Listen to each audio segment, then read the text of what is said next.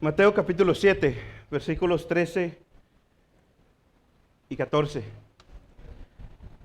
Dice la palabra de Dios, mis hermanos: entrad por la puerta estrecha, porque ancha es la puerta y espacioso el camino que lleva a perdición, y muchos son los que entran por ella. Porque estrecha es la puerta y angosto el camino que lleva a la vida, y pocos son los que la hallan. Tomen su lugar, mis hermanos. El día de hoy, mis hermanos, vamos a estar terminando con esta serie de sermones que hemos tenido, con este viaje que hemos tenido a través de Primera de Pedro. El día de hoy, mis hermanos, nos sumergiremos en la palabra, en el capítulo 5, el último capítulo de la primera epístola del apóstol Pedro. Mis hermanos, uno de los propósitos de esta, que fue su primera carta del apóstol Pedro, era de que los creyentes estuvieran firmes en su fe. Firmes en su fe en medio de un ambiente de persecución con Nerón, ya los he repetido no sé cuántas veces, que estuvieran firmes ante toda creciente persecución. Dios nos recordó nuestros privilegios, Dios nos recordó nuestras obligaciones, pero lo más importante, Dios nos recordó cómo el cristiano debe estar viviendo aquí, debajo del sol. Uno de los enfoques, mis hermanos, que yo le quise dar desde el principio fue coram Deo, viviendo delante de los ojos de Dios, literalmente se traduce del latín.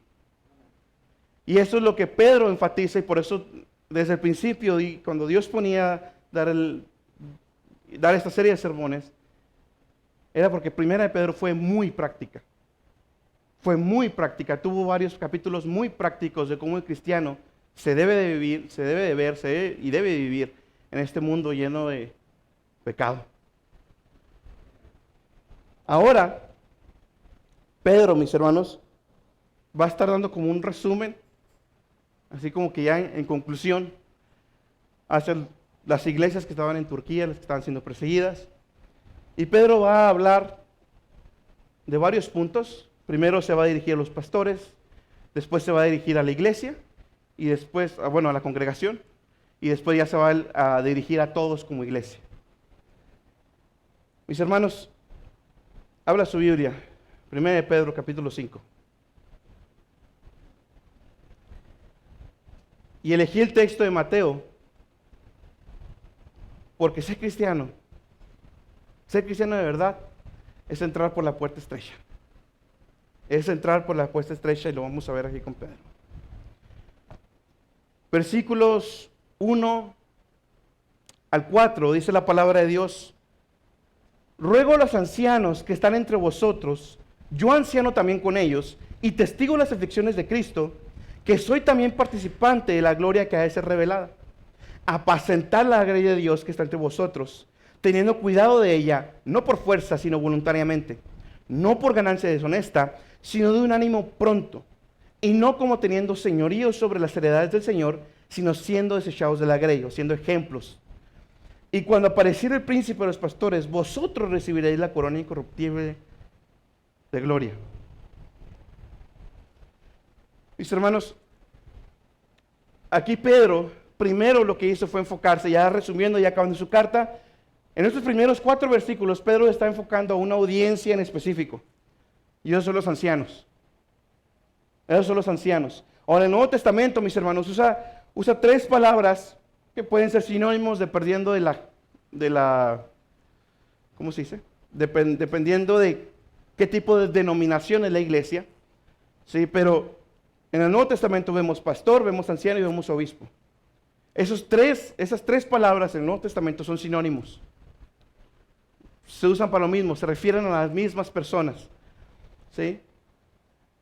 Los ancianos, y dice aquí, los ancianos que están entre vosotros, yo anciano también con ellos. Quiero que se dé cuenta que a diferencia de la iglesia católica, mis hermanos, no hay una sola cabeza, hay una pluralidad de ancianos. Pluralidad de ancianos. No es uno solo en todas las iglesias cristianas, no es uno solo inclusive en una iglesia local, no, son varios ancianos los que bíblicamente deben estar gobernando una iglesia. Ahora, mis hermanos, esto Pedro lo está escribiendo como las últimas indicaciones hacia una iglesia que está siendo perseguida. Y yo creo que estas indicaciones que vamos a ver ahorita, mis hermanos, siguen aplicando para la iglesia de hoy y siguen aplicando y las debemos de seguir buscando todos nosotros como congregación. Todos. Aunque se me va a hacer extraño a mí, mis hermanos, pero voy a hablar de los ancianos, que en este caso es mi hermano Joel como pastor y yo como anciano. Se me va a hacer extraño, pero eso es lo que toca.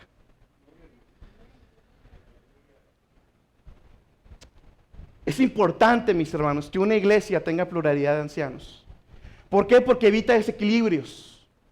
Evita desequilibrios. Y una de las tareas del anciano o de los ancianos es poder equilibrar la balanza, poder equilibrar las situaciones, poder equilibrar cualquier tipo de argumentación, discusiones, con todo equilibrar lo que es la iglesia del pastor y el pastor de la iglesia. Que sea un correcto balance. Decía un predicador que siempre debe haber alguien que debe estar examinando lo que yo predico y lo que mi hermano Joel predica. Cuando yo estoy aquí y mi hermano está aquí, pues siempre me da retroalimentación.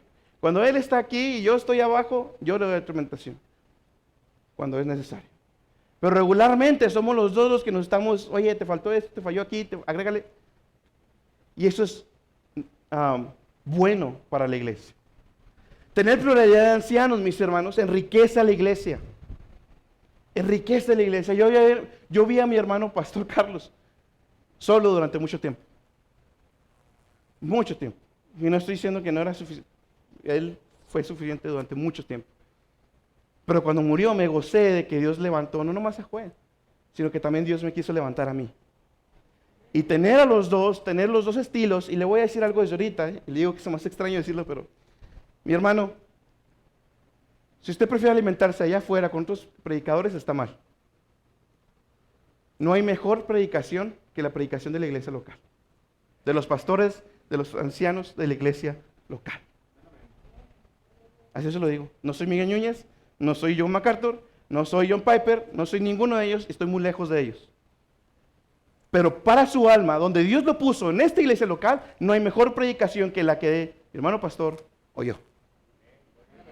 Porque es donde Dios lo puso, es lo que Dios nos puso y es lo que Dios puso para su alma, para su edificación. Tener pluralidad de ancianos o de aquellos que predican y enseñan, ahorita lo vamos a ver, enriquece la iglesia de la manera de que, aunque los dos tengamos el mismo don de predicar, por ejemplo, mi hermano Joel tiene un estilo y yo tengo otro. Yo predicaré, yo expondré la palabra de Dios de una manera y mi hermano lo expondrá de otra manera, pero lo mismo, aunque sea el mismo don, y eso lo vimos en la multiforme gracia de Dios, aunque sea el mismo don, la gracia de Dios nos dota con dones diferentes, aunque son iguales. Es el mismo objetivo, pero la manera de expresarlo, la manera en que Dios bendice a través del mensaje, es diferente. Y eso enriquece a su alma, y si no lo aprovecha, mi hermano, no es mi culpa, no es la culpa de mi hermano Joel, ni tampoco es la culpa del lado, es su culpa y es mi culpa. Si no crece con la predicación de la palabra. Tener pluralidad de ancianos, mis hermanos, evita la descontinuidad de la iglesia. Evita la descontinuidad de la iglesia. Si al día de mañana, mis hermanos, Dios no lo quiera, ¿le pasa algo, hermano Joel? Mi hermano pastor antes de morir no dejó, todos como iglesia también estábamos de acuerdo y Dios había llamado a mi hermano Joel, ahí hablando de la iglesia del Paso. Y gracias a Dios que Dios levantó a alguien, Dios siempre lo va a hacer. Dios levantó a alguien para quedarse a cargo. Pero ese cambio tan brusco de repente provocó eso. Desbandada. Vámonos. Y sabe qué, cuando pasa eso no es culpa tanto del cambio. ¿A quién estaban viendo? La ventaja que tenemos aquí, mis hermanos, como iglesia, es que prácticamente Dios me llamó más o menos al mismo tiempo que empezamos aquí y la mayoría de ustedes ya están acostumbrados a aguantarme. De manera que si un día pasa algo, Dios no lo quiera, ese cambio no se va a dar sentir tanto. Porque ya están acostumbrados. Yo estoy acostumbrado ya. ¿Sí? Esas son las bendiciones que Dios da a través de pluralidad de ancianos. Sin embargo, somos nomás dos. Como congregación, debe estar orando, mi hermano. Debemos estar orando porque Dios levante más varones que puedan ser que Dios pueda llamarlos ancianos. Porque no es que cualquiera se pueda parar y decir, ese no, tiene que cumplir con algunas cosas, y ahorita lo vamos a ver. La oración de nosotros y mis hermanos varones, su objetivo, mi hermano varón, es de que usted esté buscando a Dios, de que usted le esté pidiendo a Dios, de que usted se prepare para lo que sea que Dios tenga para usted. No le estoy diciendo que va a ser anciano, para lo que sea que Dios tenga para usted. Pero como varones tenemos el privilegio de ser los que Dios puso para gobernar la iglesia. Y si no aprovechamos, y si no valoramos ese privilegio que tenemos,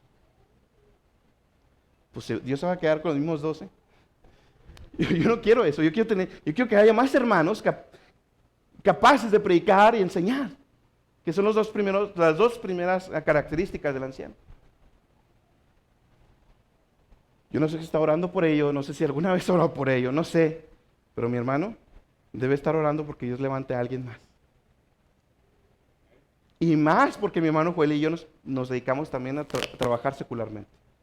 Más todavía por eso. Ore por eso, por favor, se lo pido. Ore porque Dios levante a más varones. Dice, versículo 2, dice, apacentad. Pedro está dirigiéndose a un grupo en específico, hablando a los pastores, a los ancianos, ¿sí? Y Pedro le dice, tiene un objetivo, ¿sí? Yo con ustedes, pastor también, anciano también, y Pedro le dice, hey, apacienten. Aquí Dios nos está comparando, y siempre nos compara a lo largo del Antiguo y Nuevo Testamento, nos compara a un redil de ovejas. Y ahorita no voy a profundizar en eso, mis hermanos, pero no hay mejor comparación de la iglesia que ser ovejas del Señor. No hay mejor comparación, mis hermanos. Apacentar se refiere estrictamente, mis hermanos, a alimentar y enseñar la palabra de Dios. O sea que un anciano debe ser capaz de alimentar y enseñar la palabra de Dios, de predicar y enseñar la palabra de Dios. Por eso les decía, apacentar es parte de ese cuidado, es parte de esa alimentación, es parte de esa guianza.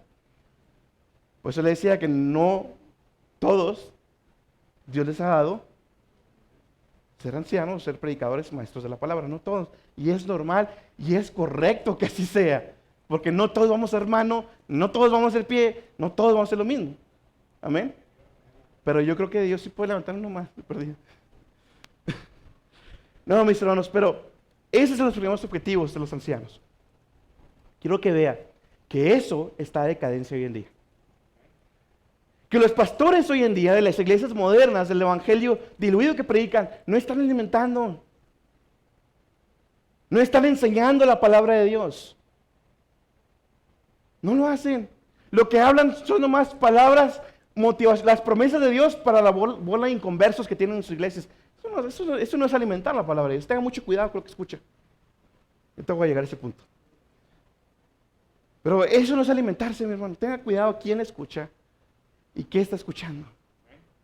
Por eso le decía, no hay mejor predicación que la iglesia local.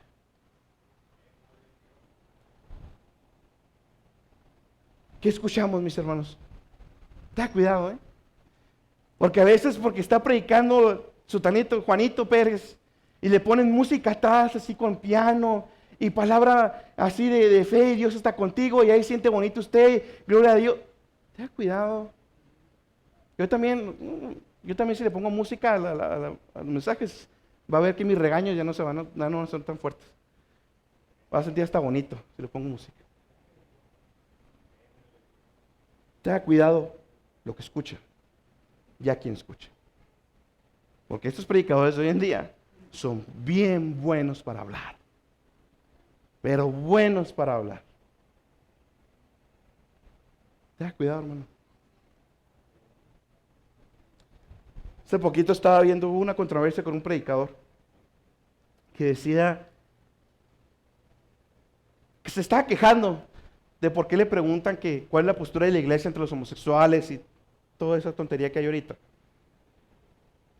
Y él dice, no, yo no voy a responder eso, yo más bien les voy a preguntar cuál es tu postura si tu hijo es así. Con musiquita atrás y todo bien sentimental, ¿no? O sea, ¿cuál sería tu postura si tu hijo sale lesbiana, si tu hijo es homosexual? Todos casi llorando y con la lagrimita, ¿no? Eso no es bíblico. Yo te voy a preguntar, ¿qué no hiciste para que tu hijo sea homosexual? ¿Qué no hiciste tú? ¿Qué no le enseñaste tú en la casa como buen cristiano para que tu hijo se vaya y se pierda así? Y hermano, es bien fácil voltear la palabra. Es bien fácil enseñar otra cosa que no está aquí. Muy fácil. Tenga mucho cuidado. Tenga mucho cuidado a quien está oyendo en internet. Apacentad, mis hermanos, dice a los pastores, no por fuerza, sino voluntariamente. El llamado de ser pastor o anciano, mis hermanos, es un llamado directo de Dios. Pero por supuesto, como todos los demás dones, especialmente esto, tiene que haber un llamado interno y un llamado externo. Tanto la persona internamente debe sentir que Dios lo está llamando a eso, como que la congregación debe aprobar, debe validar que realmente Dios lo está llamando a eso. Pero dice, no por fuerza, sino voluntariamente. O sea, si Dios me llamó, si Dios lo llama a usted, su motivación no debe venir de la iglesia. Aunque afecta, y es normal que afecte porque los amo en Cristo y a todos, y si algo no está pasando me afecta a mí también, aunque me afecta, sea positivo o sea negativo, aunque me afecta, mi motivación, mi esfuerzo no debe venir de ustedes. Debe venir de Él, de Dios, porque Él me llamó y Él nos pone.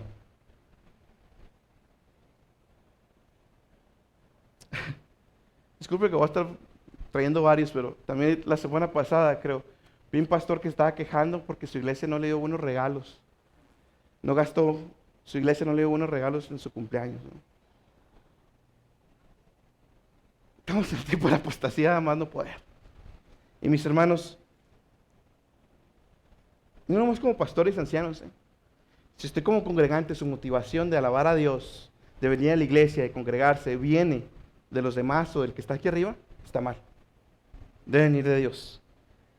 Luego dice, no por ganancia deshonesta, o sea, apacienten, no por fuerza, sino voluntariamente, o sea, que venga de Dios su motivación. Y dice, no por ganancia deshonesta. Ese término no nomás abarca de estar buscando las riquezas, sino que también tener riquezas de manera ilícita. O sea, que el anciano, el pastor, no debe estar buscando riquezas de manera equivocada. Y esto, pues, claramente, no hay nada peor, mis hermanos, que hacer mercadería con la palabra de Dios. Como los muchos pastores que hay hoy en día. Yo le decía a Dios cuando estaba leyendo esto, y no estoy profundizando tanto como yo lo hice por cuestiones prácticas, mis hermanos, pero le decía, y lo he pensado otras veces, Señor, me falta mucho, pero de perdida no estamos así.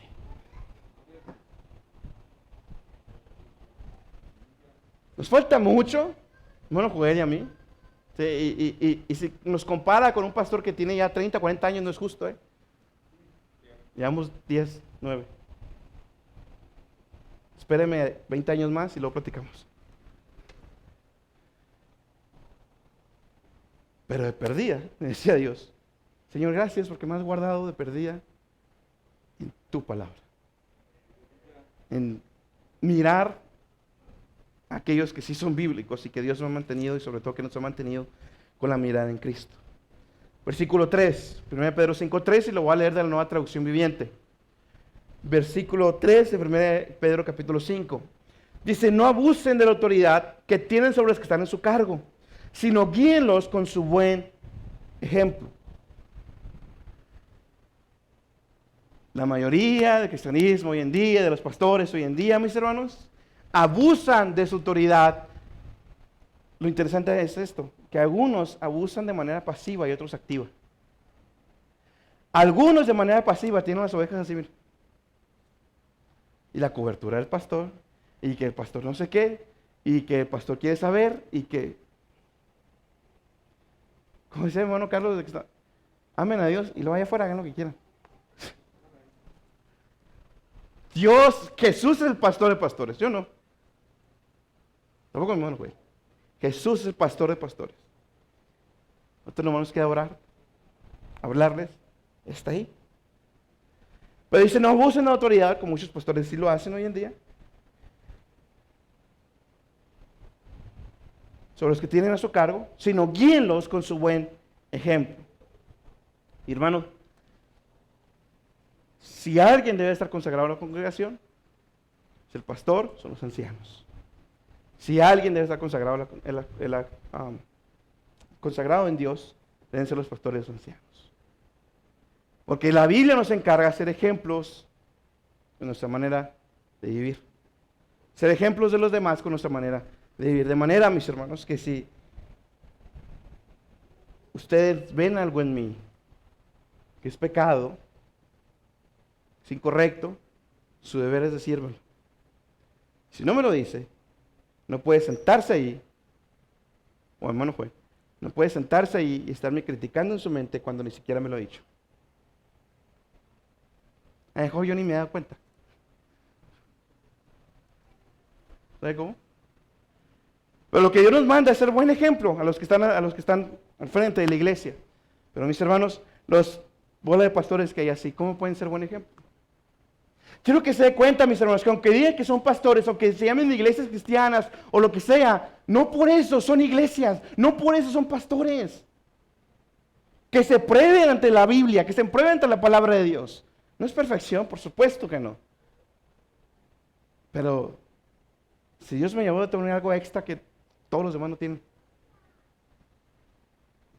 Algo extra, una pasión extra, una fuerza extra que todos los demás no tienen. Porque Dios me llamó. O Dios, si Dios lo llama a usted, Dios le va a dar eso, le tiene que dar eso. Lo tiene que, no es como el trabajo, que primero se lo dan el trabajo y luego lo capacita. No, Dios los capacita para hacerlo. Dios nos da las fuerzas para hacerlo. Versículo 4. Dice, y cuando apareciera el príncipe de los pastores, vosotros recibiréis la corona incorruptible de gloria. Esa corona, mis hermanos, si se fija, para empezar, al final todos somos ovejas. Cuando aparezca el príncipe de los pastores, Él les va a dar esa corona incorruptible de gloria. Una corona, mis hermanos varones, que está reservada únicamente para los ancianos de la iglesia. Mi hermano varón, no sé si sabía que había coronas. Hay coronas, hay galardones que nos esperan allá en la presencia de Dios. Yo creo que como varones somos los únicos que podemos optar a eso. Si usted no está buscando ganar esa corona, mi hermano, otra vez, no está valorando lo que Dios le puede dar. Pero para ganarla, hay que cumplir con todo lo anterior que dijo Pedro. Otra vez, no es perfección. Y se me olvidó enfatizarlo el domingo pasado, pero David sí pecó. Y pecó, como ya lo vimos. Pero fue un hombre conforme al corazón de Dios. Porque se arrepintió de verdad. No es perfección, sino es su corazón que constantemente se está arrepintiendo y buscando ser más a la imagen de Dios. Mis hermanos, es fácil sentarse allí y criticar para acá. Es muy fácil. Es bien fácil. Pero mis hermanos, como lo vimos el de semana, esté libre de pecado. Tire la primera piedra. Y no se trata de que me permitan el pecado, ni que yo les permita su pecado, sino se trata de que entre iglesia, como ancianos, la iglesia, nos cuidemos y seamos todos más a la imagen de Cristo. No se trata de permitir pecado, no me vayan a malentender ninguno de ustedes. Dios me libre a que permitamos pecado aquí a alguien, en mí mismo. Se trata de cuidarnos, mis hermanos, como ovejas que somos, con un solo pastor que es nuestro Señor Jesús. Los primeros 4 versículos, Pedro se los dirigió a los pastores. Versículo 5. Pedro nos va a hablar ahora, en los versículos que siguen, de algunas características que debe tener la iglesia, tanto la que está en ataque como la de hoy en día. Número 1, versículo 5. Igualmente mancebos, sed sujetos a los ancianos y a todos sumisos unos a otros, revestidos de humildad, porque Dios resiste a los soberbios y da gracia a los humildes. La primera característica, la primera característica que debemos de buscar, mis hermanos, la primera pues no sé cómo quiera llamarle, atributo, lo primero que debemos de buscar nosotros como iglesia, como congregantes, es tener sujeción. Ser sujetos. Ahora, Pedro por alguna razón, lo está enfatizando a los jóvenes. Dice, los jóvenes sean sujetos a los ancianos. Ahora, probablemente Pedro lo hizo, o Pedro está enfatizando de esa manera a los jóvenes, porque son los que tienden a ser más rebeldes, son los que tienden pues, desafiar un poquito más. Sin embargo, mis hermanos, eso aplica para todos, mis hermanos. Así como los pastores se sujetan al gran pastor, que es Cristo, así también el rebaño debe sujetarse al pastor / ancianos. Mis hermanos, sujetos quiere decir alinearse bajo rango, lo que literalmente significa la palabra en el griego. Nos llama a todos, mis hermanos, a dejar a un lado el orgullo, la promoción personal y colocarse de manera voluntaria y respetuosa bajo el liderazgo de los ancianos.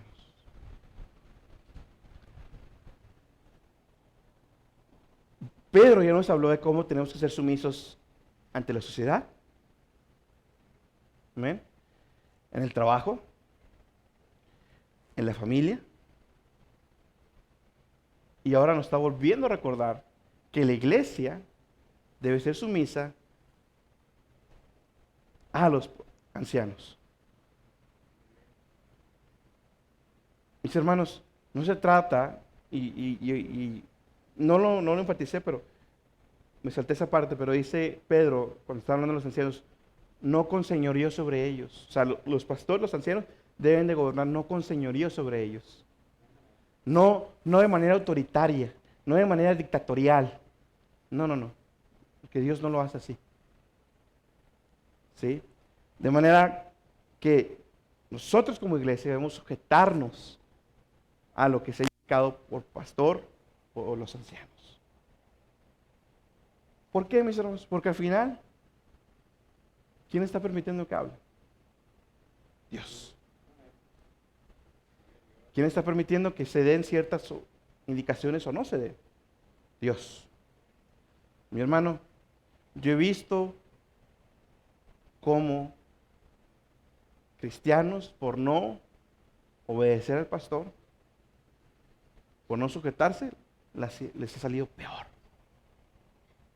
No es, uy, cucuy. No, mi hermano, ¿yo qué? No. ¿Sabe por qué Dios lo respalda así? Porque es el orden que Dios puso. Y si no somos capaces de obedecerlo, escudrille, mi hermano, porque trae mucho orgullo. ¿Sí, no? O sea, se puede sujetar afuera, se puede sujetar en el trabajo. Es más, en el trabajo le hablan peor. Y no dice nada, hermano.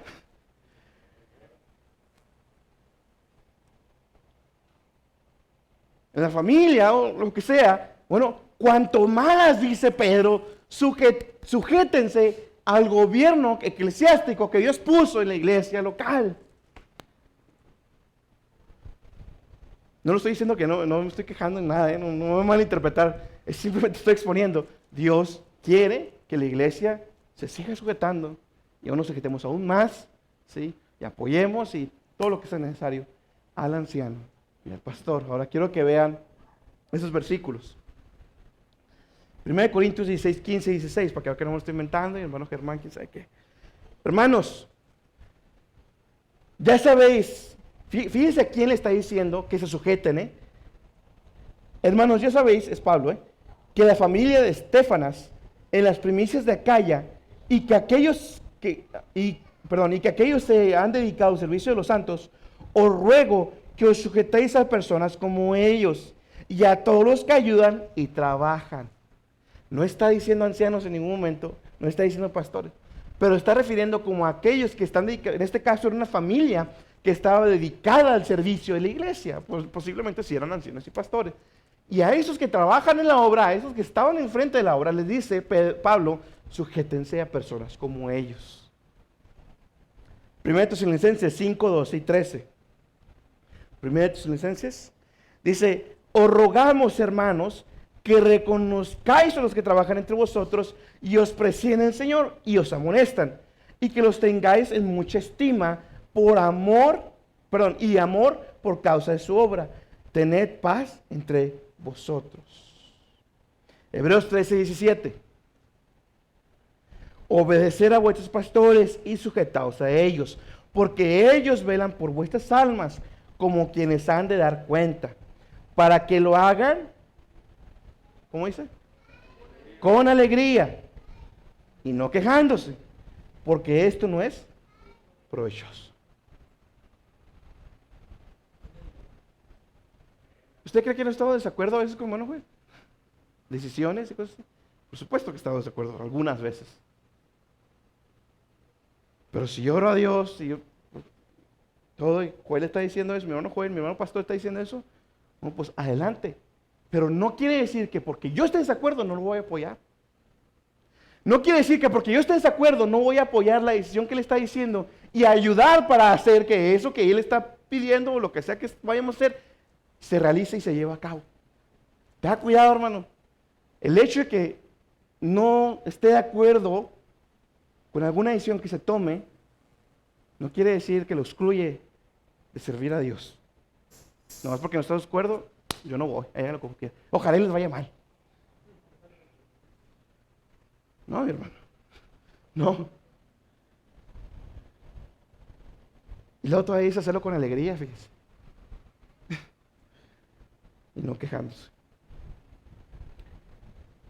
Vimos hace algunos versículos que dice que aquellos que son ancianos y pastores deben hacerlo voluntariamente. Pero el hecho de que lo hagamos voluntariamente no quiere decir que el pastor tenga que aguantar nuestra mala actitud.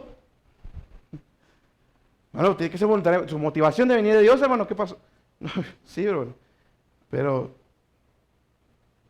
ahí es donde entra ya el anciano. Hay que librar la balanza. Hay que librar la balanza. No por eso quiere decir que hay que aguantar malas actitudes.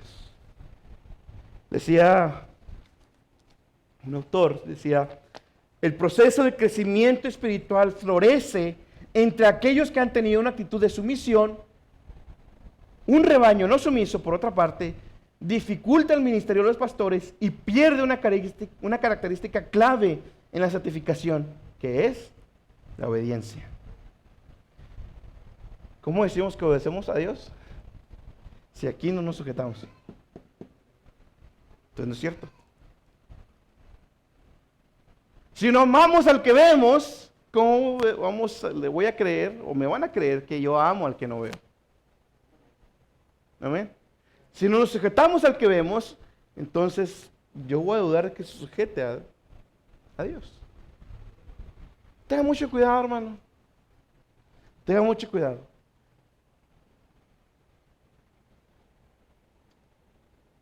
Especialmente a los que son familiares directos o aledaños al pastor o a mí. Porque no porque sean aledaños directos o tengamos confianza, ¿sí? Debemos tener en mente cómo era la iglesia primitiva. Esclavos como pastores y como ovejas eran los amos de esos esclavos, que la iglesia eran pastores, y los amos de la iglesia se sujetaban a los pastores. Los amos se sujetaban a los esclavos, que eran los pastores de la iglesia. Pasaba eso. Tenga cuidado. Tenga cuidado con esa extra confianza. Porque le gusta o no, si Dios lo puso aquí, si esta es su iglesia local, pues muérdase la lengua, apriete los dientes y no responda. Si es algo bíblico. Si no es algo bíblico, lo exhorto a que no lo diga y no me deje hacerlo, si no es bíblico. Amén. Versículo 5 continúa, porque entonces ya nos habló sujeción, ahora nos va a hablar humildad. Y todos sean sumisos unos a otros. Al final, mis hermanos, la sumisión tiene que caracterizar a toda la iglesia, a los ancianos, al pastor, y entre todos, mis hermanos, debemos ser sumisos unos a otros. Y eso pasa muy común cuando, por ejemplo, tenemos a mi hermana, no sé, presidente de damas, o los jóvenes, o al director, Bueno, entre nosotros tenemos que ser sumisos unos a otros, sea cual sea la decisión que se haya tomado, que haya estado en común acuerdo con los ancianos y el pastor. Pero debemos ser sumisos unos a otros.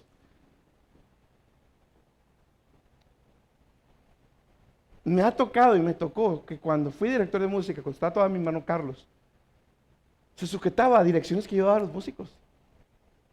Mi hermano Carlos. Cosa que mi hermano Joel también hace de la misma manera. Esa es la sujeción de unos a otros. Todos debemos estar sumisos unos a otros, mis hermanos. Revestidos, dice, de humildad. Dios exhorta, mis hermanos, a ser humildes. Porque nuestro modelo a seguir es aquel que siendo Dios lavó los pies del traidor. El orgullo, mis hermanos, lo traemos por naturaleza. El orgullo no tiene que hacer un esfuerzo, mi hermano. No tengo que hacer un esfuerzo, sale solito. Para lo que me tengo que esforzar es para ser humilde. Para eso me tengo que esforzar. Pero el orgullo, mis hermanos, lo tenemos de manera de default, como dicen. Queremos que todo gire alrededor y si algo me pasa a mí, tengo que se haga un gran show y que el hermano pase enfrente de pedir perdón. Hermano, hagamos un lado del orgullo. Hagamos, en plural, un lado del orgullo. Juan 13, 14 y 17 dice, pues si yo, el Señor y el Maestro, hablando Jesús, he lavado vuestros pies, vosotros también debéis lavar los pies de los unos a los otros, porque ejemplos os he dado, para que como yo os he hecho, vosotros también hagáis. De cierto os digo, el siervo no es mayor que su Señor, ni el apóstol mayor que aquel que le envió. Si hacéis estas cosas, bienaventurados seréis si las hicieres. En otra ocasión los apóstoles le preguntaron al Señor, ¿quién sería mayor allá en el cielo? Jesús le responde, el mayor va a ser el que más sirva, traduciendo, parafraseándolo, perdón. Hermanos, la iglesia funciona al revés que el mundo. Allá afuera es el orgullo y mi palabra que gane sobre la tuya y tú haces lo que yo diga. No, aquí es al revés, mis hermanos. Aquí el que más moje la toalla y se inclina a lavar los pies es el que va a ser más grande allá arriba. Sea anciano, sea pastor o no. Es lo que Dios determinó en su iglesia. Dios nos manda a ser humildes. La humildad, mis hermanos, es reconocer quiénes somos en la gracia de Dios. Es reconocer ante Dios, Señor, decía Pablo, yo he trabajado más que todos los apóstoles, decía Pablo, más que todos. Pero si algo he hecho, es por su gracia. Mis hermanos, si algo he hecho, si yo tengo ese esfuerzo, o usted lo que sea, en la obra que usted trabaje dentro de la iglesia, sea lo que sea, la humildad de reconocer, si soy lo que soy, es porque Él dijo que fuera. Y porque Él me capacitó para hacer. Y eso no nos aplica en la iglesia, mis hermanos, se aplica allá afuera también, como ingeniero, como operador, como lo que sea que haga usted afuera, como maestro, como lo que sea. Soy lo que soy porque Dios me dio la capacidad de serlo. Eso es ser humilde. Eso es ser humilde. Pero el día que usted se pare enfrente, o que yo pare enfrente, con orgullo, jactándome de lo que soy, bueno, pues se me está olvidando que es por gracia. Que es por gracia, mis hermanos. Reconocer que todo lo que somos es dado por Él, por gracia. Inmediatamente Pedro dice, ¿por qué debemos ser humildes? Porque Dios resiste a los soberbios y da gracia a los humildes. A ellos da gracia. Mi hermano, no tenga temor al que irán por andar ahí detrás del pastor o detrás de, viendo a ver qué hace, viendo a ver en qué sirve. Aunque le digan barbero, le digan lo que quieran.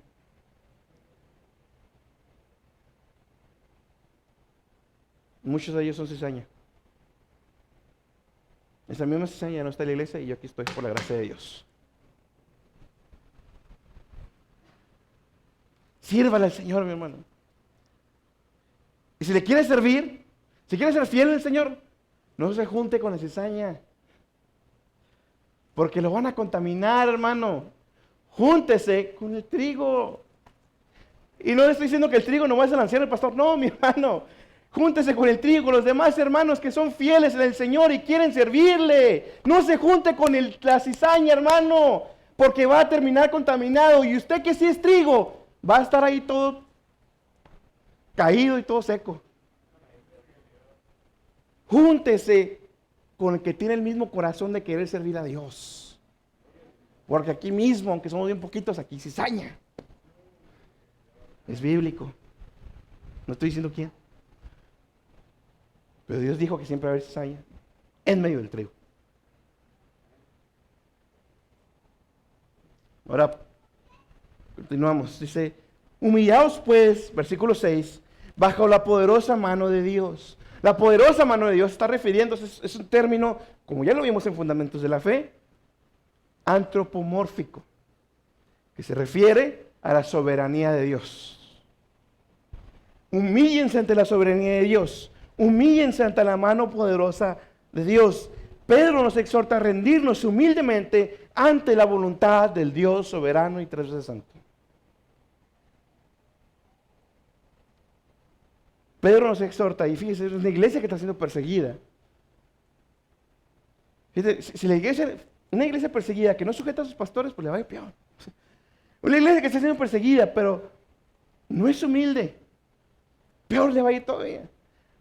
Una iglesia que está siendo perseguida, pero no se humilla ante el soberano Dios, ¿qué va a hacer Dios? Quitar su mano.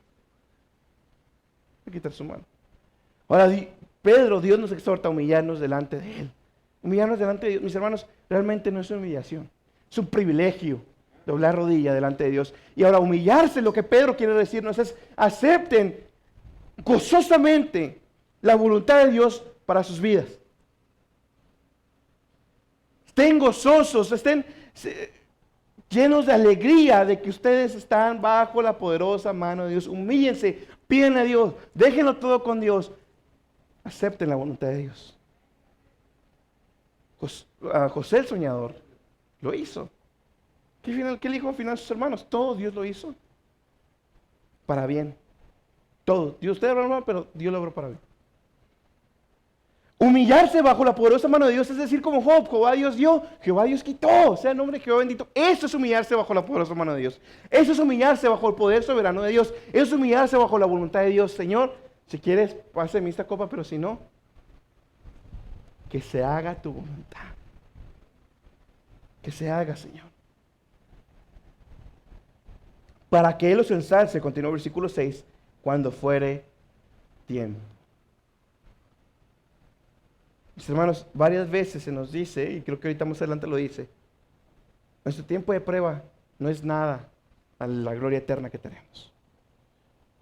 Yo les compartí unos domingos pasados, les decía cómo veíamos videos de la niña hace mucho tiempo, decía, esa vez está pasando esto, y la otra vez está pasando aquello, y esa otra ocasión está pasando aquello, y de todo, Dios me sacó.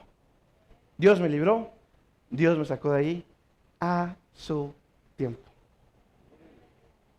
Pero en el momento yo lo comprendo totalmente porque parece eterno en el momento. Pero mis hermanos, uno mira atrás y realmente Dios me sacó a tiempo. Dios nos libró a tiempo. Versículo 7. Echando toda vuestra solicitud en Él, porque Él tiene cuidado de vosotros. Entonces, ya Pedro nos ha dicho que una iglesia debe de buscar ser sujetas, ser humilde y tener, ahora, versículo 7, tener fe, tener confianza en Dios. Ahí cuando dice, echando toda vuestra solicitud, se refiere, otras versiones lo traducen como ansiedad, preocupaciones, pero en el original, mis hermanos, esta palabra expresa desagrado, desánimo, desesperación, duda, dolor, sufrimiento y cualquier otra prueba que se esté enfrentando. Dios dice, hey, deposita, deja aquí conmigo, de rodillas, todas tus preocupaciones, todo tu dolor, aquí. No hay afuera, no hay en el mundo, aquí. De rodillas, dice Dios. Echando, mis hermanos, es literalmente dejarse caer ante los pies de Cristo. Expresa algo de cuando aventamos algo así, es caer y dejar y caer a los pies de Cristo y dejar nuestras preocupaciones ahí. Mis hermanos los cristianos, no deberíamos de sufrir ansiedad. No digo que no pase de vez en cuando, pero cuando pase, a lo mejor no ha hecho toda su preocupación en Dios. Pero los cristianos no deberíamos estar sufriendo ansiedad.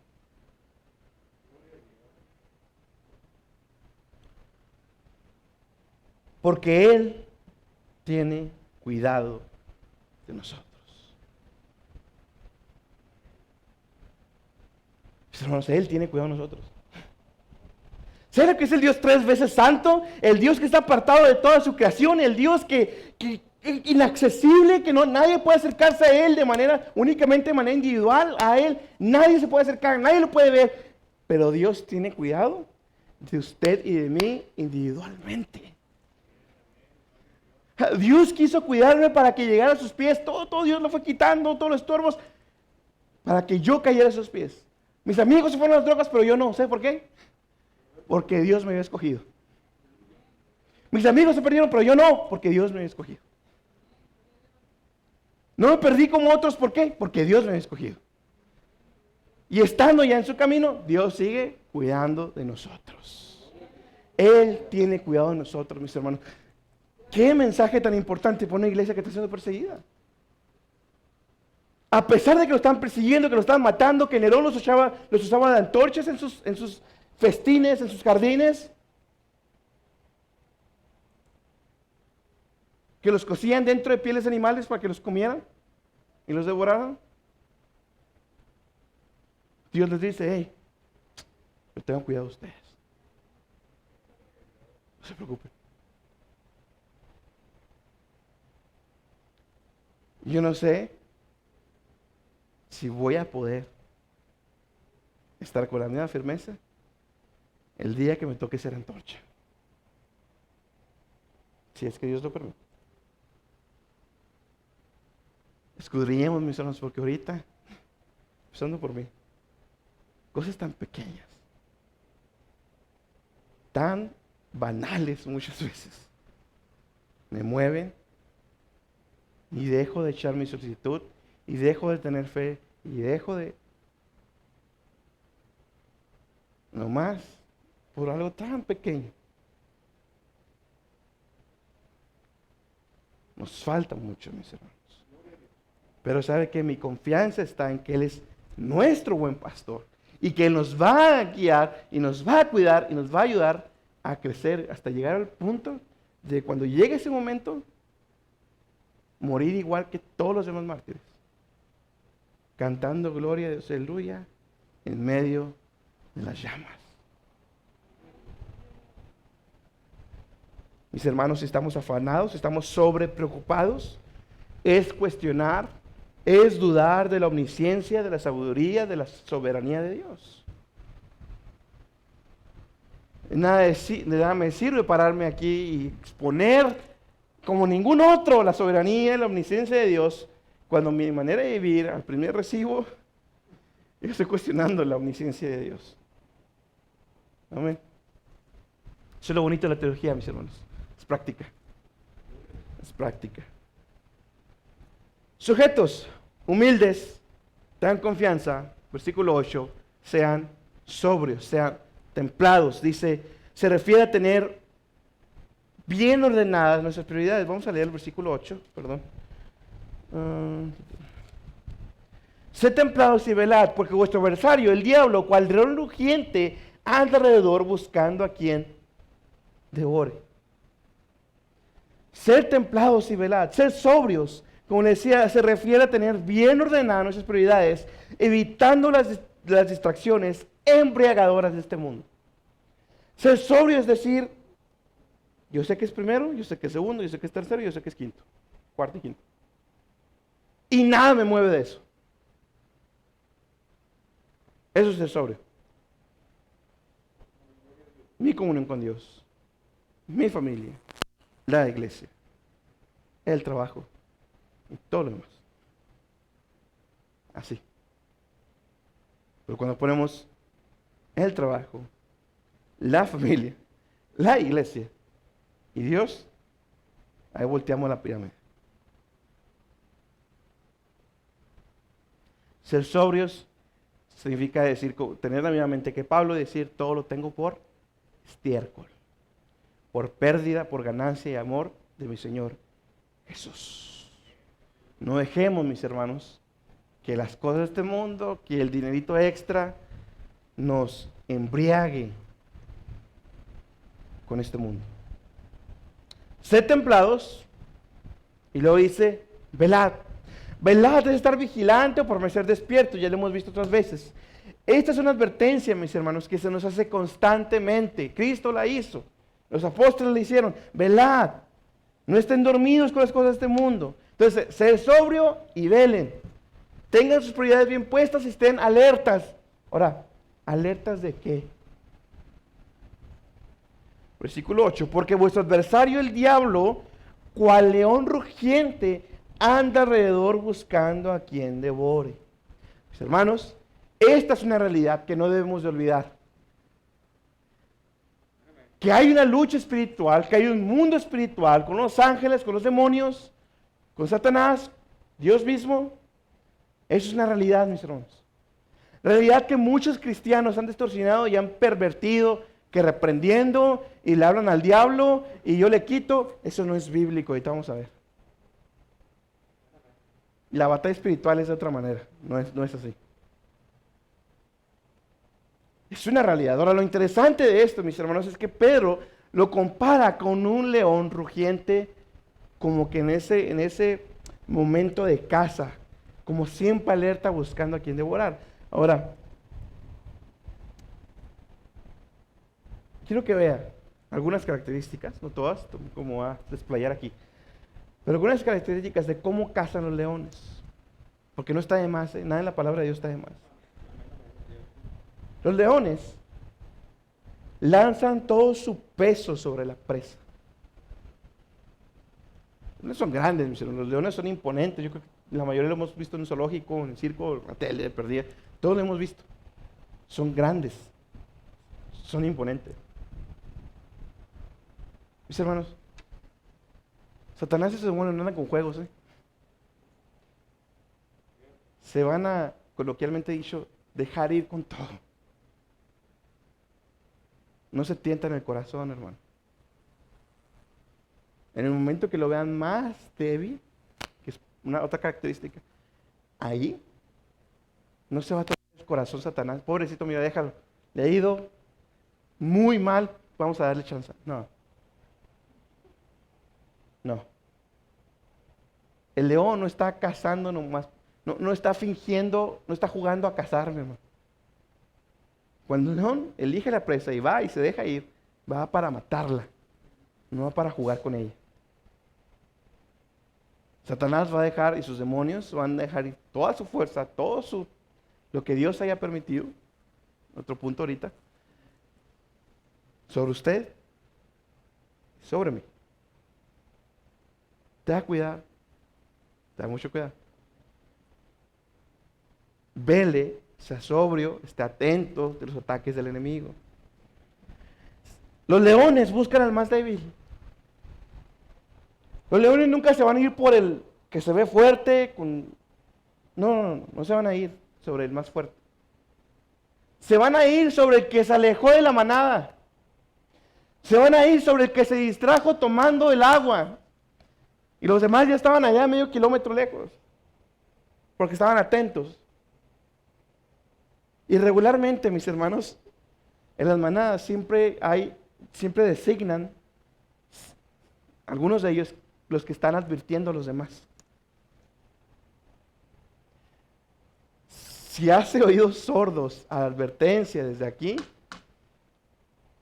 todos los demás se fueron, entonces se quedó tomando agua. Y a ellos, a los que están solos, a los que están débiles en la fe, a los que no están orando, a los que no están velando, a los que no están sobrios, a ellos, a los que están débiles, a los que están embriagados con las cosas de este mundo, sobre ellos se va a ir Satanás. sobre el más débil. Ahora, ¿qué pasa si el más débil está junto con el rey? Pues entre todos como quiera le hacen, pero van a buscar librarlo. Pero si está solo, y los demás ya está ya. Satanás siempre va a buscar al más débil. Siempre. Los leones usan la estrangulación como su método preferido.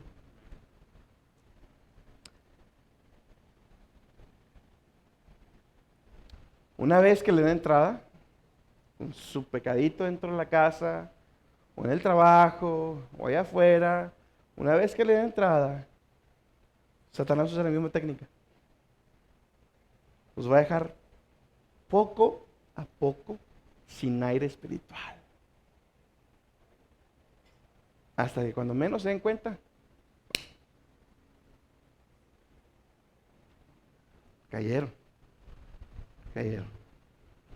Satanás prefiere de noche, pero los leones, cazan preferentemente de noche.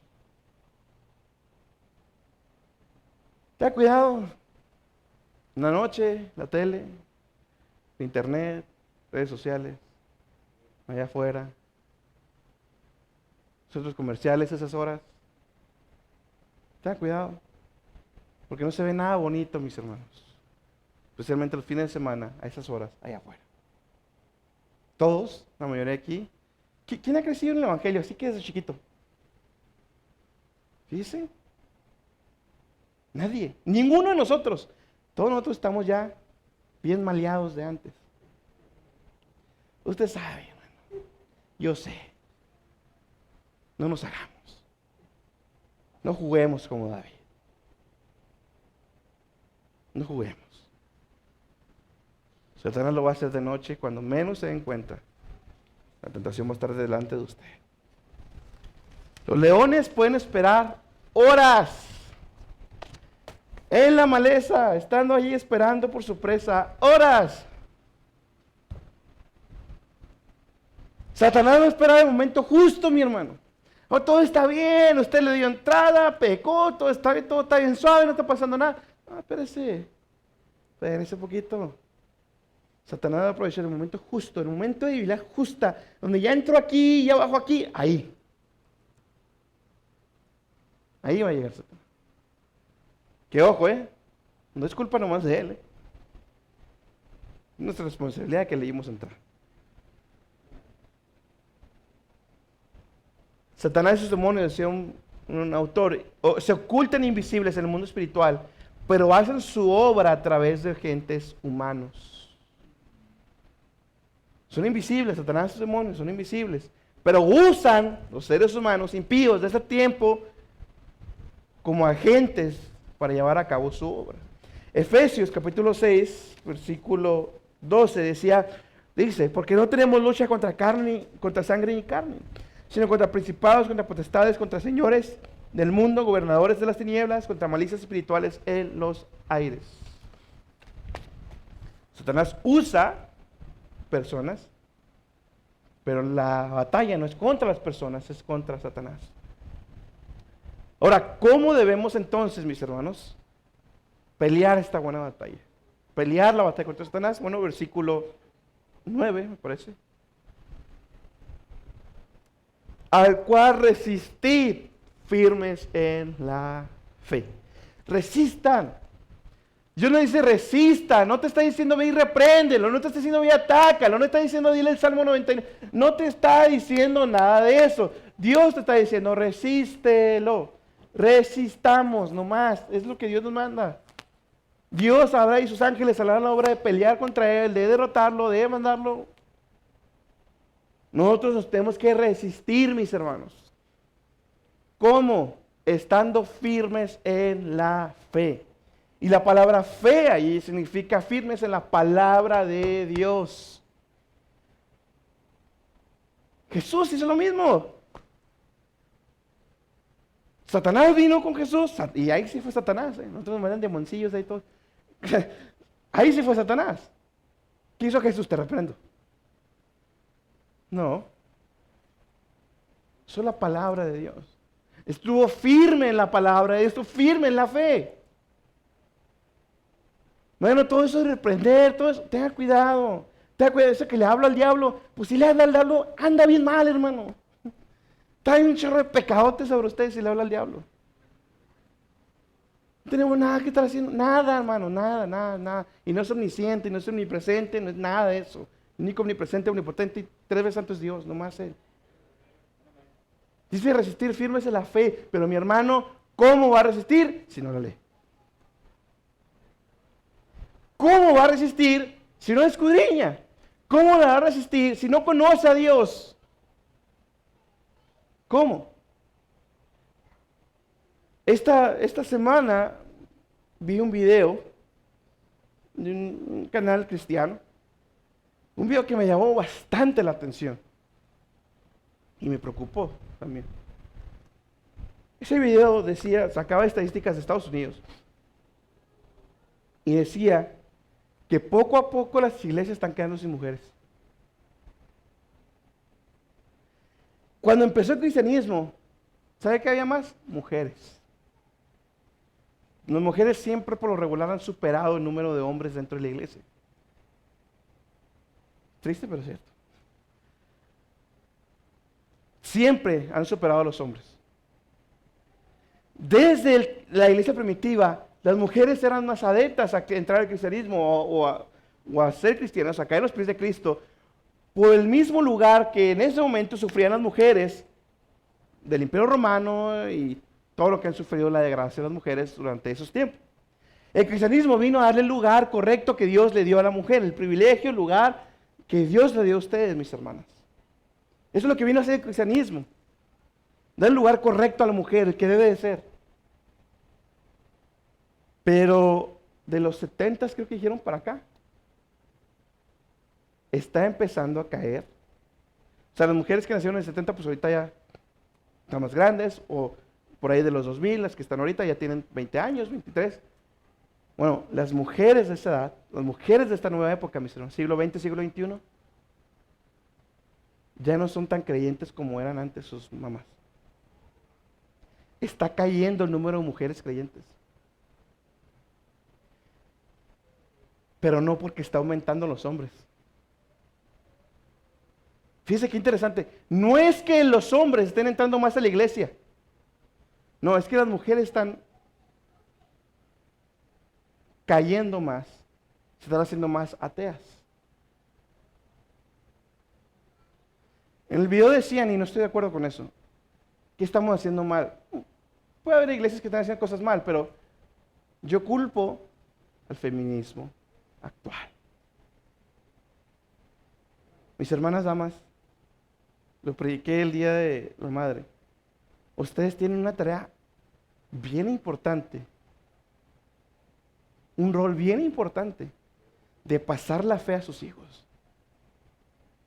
a sus niñas, a sus mujeres.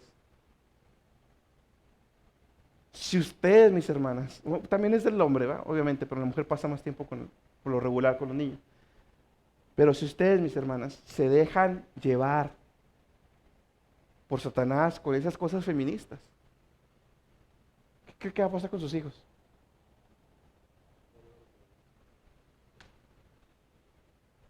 Si las mujeres ahorita están así, ¿qué no hicieron sus mamás?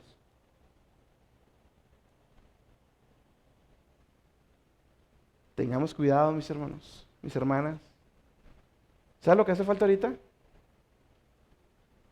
O sea, sí es cierto, porque son estadísticas de Estados Unidos. No, probablemente Latinoamérica está igual, o vamos a llegar a eso.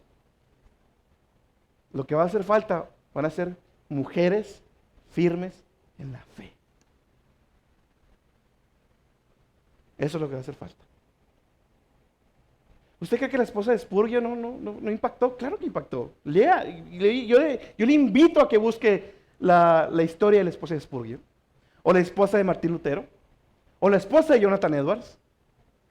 Todos ellos grandes predicadores usados por Dios, pero su esposa también fue usada por Dios.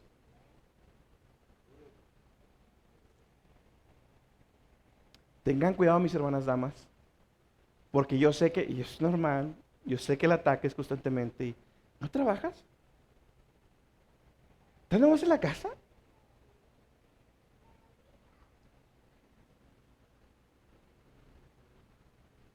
A mi esposa se lo han dicho varias veces. Y le sigo pagando su escuela, la licencia que tiene que renovar. ¿Para qué estudiaste? No, discúlpeme. Ese error que Dios puso. Y la mujer jamás va a estar más llena trabajando allá afuera y descuidando su casa. Jamás va a estar más feliz estar trabajando allá afuera y su casa descuidada. Jamás, jamás. El corazón de la mujer se va a llenar creando a sus hijos en los caminos del Señor. Así Dios dio el rol a la mujer. Así es como la mujer se perfecciona. Es bíblico. Ya lo prediqué en su momento. Tengamos cuidado, mis hermanas. Fue algo que vi esta semana y me llamó la atención y pues quedó con el mensaje. Tengan cuidado, mis hermanas, y no se dejen llevar por el feminismo. No quieran ponerse por encima. Y no ha pasado aquí, no lo estoy diciendo porque haya pasado aquí. Pero he visto como hermanas que yo creía muy fuertes en la fe, se retorcían porque decía, predicando yo desde el púlpito, las mujeres pastoras no son bíblicas. Y aunque les duela, todo lo que quieran, no es bíblico. No es bíblico.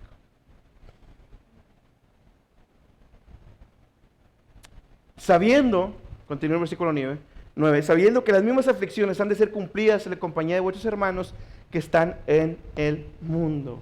Mis hermanos, quiero que vea, Pedro de volada rápidamente trae una motivación o una manera en que nos podemos ayudar mutuamente. Hey, lo que están pasando, lo están pasando también todos los demás. Lo mismo están pasando todos los demás. No se preocupen, no son los únicos, no son la única Coca-Cola del desierto que está sufriendo. Todos los demás cristianos verdaderos están pasando por lo mismo. Y más en esos tiempos. ¿Sí? Entonces, ¿qué nos ha hablado Pedro? Ser sujetos, que haya sujeción, que haya humildad, que haya fe, que seamos sobrios, que velemos, que resistamos y ahora que tengamos esperanza en Dios. Versículo 10.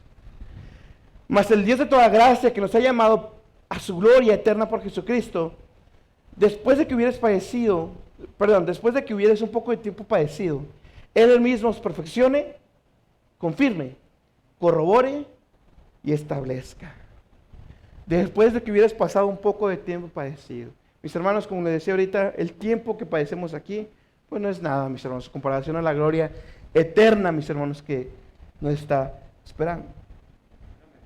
Lo interesante del versículo es que Él dice, Él mismo os perfeccione, conforme, corrobore y establezca. Básicamente está diciendo lo mismo. ¿Sí? Dios va a usar la aflicción, lo que estén pasando, para perfeccionarlos.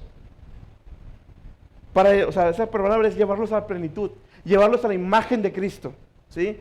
Para afirmarnos, para conformarnos a la imagen de Dios, para fortalecernos, para robustecer nuestra fe, para establecernos, para ponernos firmes en el fundamento de Dios.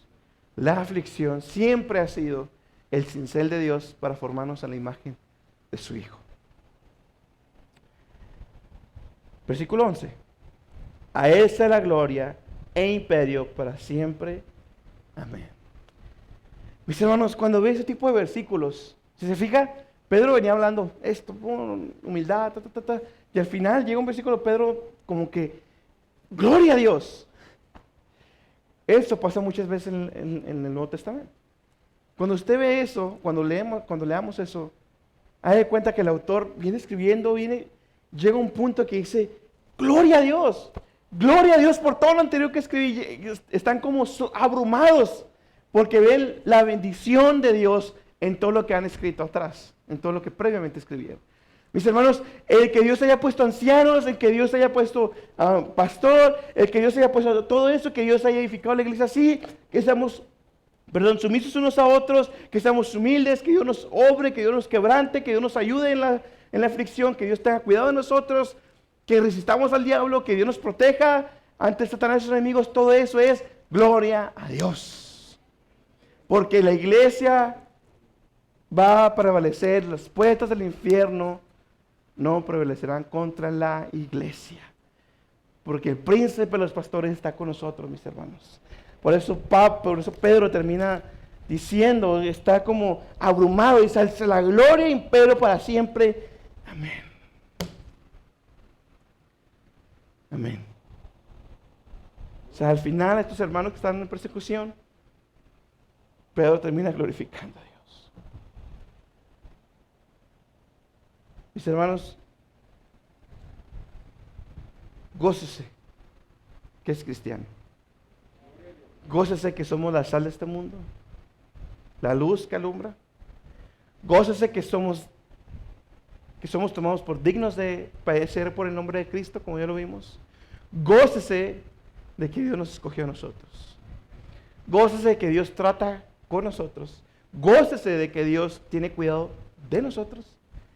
Gócese que somos la niña de sus ojos.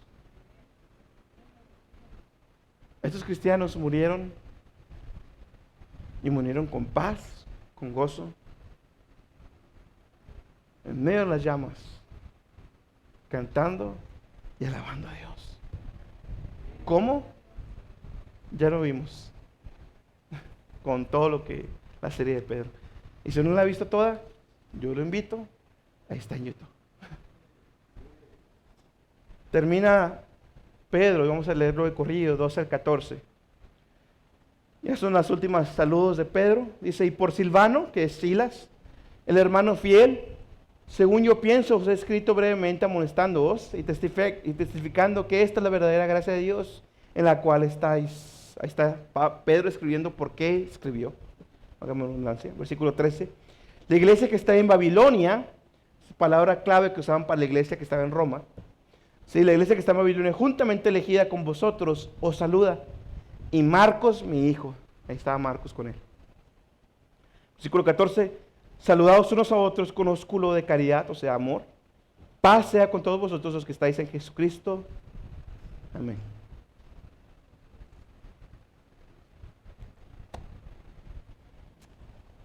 Siempre me da nostalgia terminar una serie. Mis hermanos, estamos llamados a reflejar a Cristo en nuestro diario vivir. Esforcémonos en cultivar una convicción firme de quiénes somos y a quién representamos y de nuestra misión. Estos cristianos estaban bajo ataque y la mayoría de ellos pudieron reflejar a Cristo hasta el punto del martirio. Nosotros entonces, mis hermanos, ya sabemos cómo debemos de actuar en medio de nuestro sufrimiento. No dejemos pues que las aflicciones empañen nuestro reflejo de Cristo. Al contrario, que sean esos los momentos donde brillemos con más intensidad. Vivamos entonces, Cora Deo. Oremos, mis hermanos.